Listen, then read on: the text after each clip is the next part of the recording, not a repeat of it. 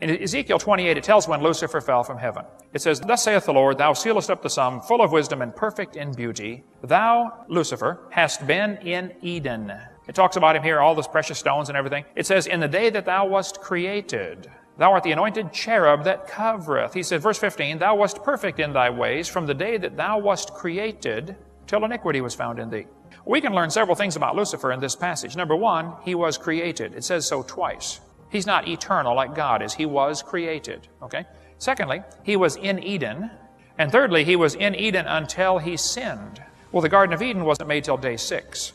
So you can't say Lucifer fell from heaven between verse 1 and verse 2 because the Garden of Eden hadn't been made yet. Lucifer was in Eden as a nice guy probably for quite a while.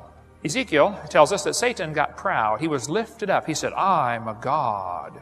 He was lifted up because of his wisdom, because of his riches, because of his beauty, because of his power. The 4 things that still corrupt people today, okay? Wisdom, riches, beauty, and power, okay?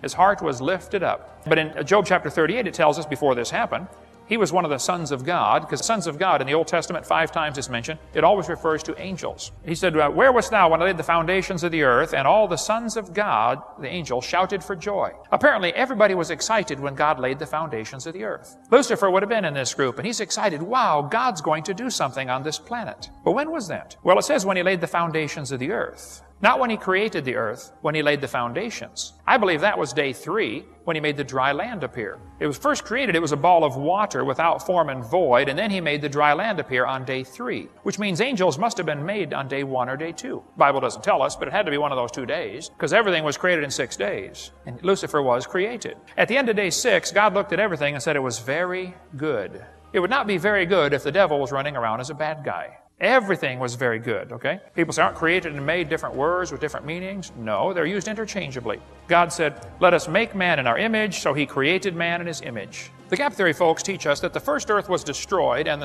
God had to remake the earth. John Hagee has a beautiful chart he preaches in front of. He got the first earth was destroyed when Satan fell from heaven, and then the second earth, and he said someday God's going to make a third earth. And it's a good sermon, and it preaches good, and it's a beautiful chart. He's got a good artist, but it's not scriptural.